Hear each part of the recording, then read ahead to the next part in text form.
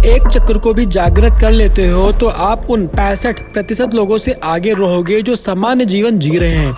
अगर आप 3 चक्र को जागृत कर लेते हो तो आप उन 95% लोगों से आगे रहोगे जो आध्यात्मिक जीवन की सीढ़ियां चढ़ने का प्रयास कर रहे हैं। और यदि आपने 5 चक्र को जागृत कर लिया तो आप उन 99% लोगों से आगे रहोगे जिन्होंने अपना पूरा जीवन इन चक्रों को जागृत करने में खर्च किया है। और यदि आपने 7 चक्रों को जागृत कर लिया तो आप उन 1% लोगों में शामिल हो जाओगे जो जीवन में हर चीज को प्राप्त कर सकते हैं। यह आंकड़ा सच में अद्भुत है। आज के भारत में 1% का मतलब लगभग 1,41,00,000 लोग। और यकीन मानिए यह संख्या बहुत कम है। 7 चक्रों को जागृत करना आसान नहीं है, लेकिन फिर भी यह संभव है। हमारे भीतर ऐसी शक्तियाँ छिपी हैं जिन्हें जागृत करके हम अपनी पूरी क्षमता का उपयोग कर सकते हैं। अब सवाल उठता है कि चक्र क्या होते हैं। चक्र का मतलब गोलाकार या चक्कर से है, जो हमारे शरीर में ऊर्जा के केंद्र होते हैं। हमारे शरीर में हजारों चक्र होते हैं, लेकिन उनमें से 7 मुख्य चक्र होते हैं जिनका संबंध हमारे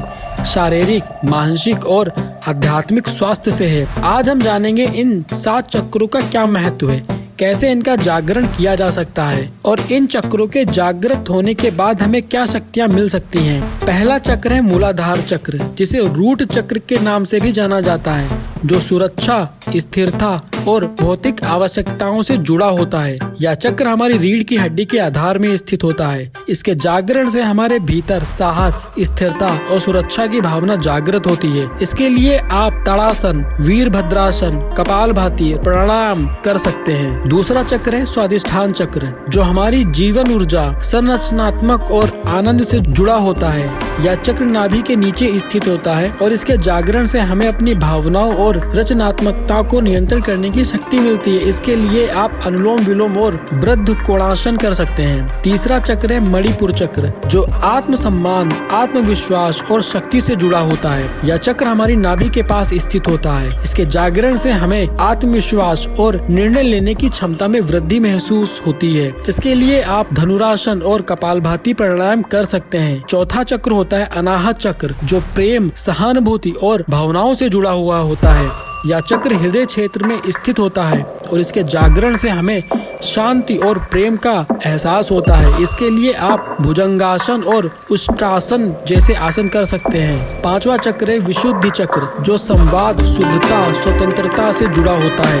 यह चक्र हमारे गले में स्थित है और इसके जागरण से हमें अपनी आवाज और विचारों को प्रभावी तरीके से व्यक्त कर सकते हैं। इसके लिए आप भ्रामरी प्राणायाम और सर्वांगासन कर सकते हैं। छठा चक्र है आज्ञा चक्र, जो हमारी अंतर्दृष्टि और मानसिक स्पष्टता से जुड़ा होता है। यह चक्र हमारे माथे के बीच स्थित है और इसके जागरण से हमारी सूक्ष्म दृष्टि और सोचने की क्षमता बढ़ जाती है। इसके लिए आप प्रातः ध्यान और नाड़ी शोधन प्राणायाम कर सकते हैं। आखिरी चक्र है सहस्त्रार चक्र, जो आत्मज्ञान और ब्रह्मचारी चेतना से जुड़ा होता है। यह चक्र हमारे सिर के ऊपर स्थित है और इसके जागरण से हम परम शांति, आनंद और आत्मज्ञान का अनुभव करते हैं। इसके लिए आप पद्मासन और ब्राह्मणी प्राणायाम कर सकते हैं। चक्रों का जागरण करते समय यह जरूरी है कि आप एक संतुलित और सात्विक जीवन जिए, नकारात्मक विचारों से दूर रहें, ब्रह्मचर्य का पालन करें और एक अनुभवी गुरु के मार्गदर्शन में साधना करें। यह ध्यान रखें कि चक्रों का जागरण एक क्रमबद्ध और सटीक प्रक्रिया है। इसके लिए आपको संयम, अभ्यास और नियमितता से काम लेना होगा। अब आप तैयार हैं इन चक्रों को जागृत करने के लिए। ध्यान और साधना के द्वारा आप अपनी पूरी क्षमता को पहचान सकते हैं और जीवन में सफलता पा सकते हैं। वीडियो को पूरी तरह से देखें ताकि आप इन चक्रों के बारे में और भी जान सकें और अपने जीवन में इसका उपयोग कर सकें। धन्यवाद।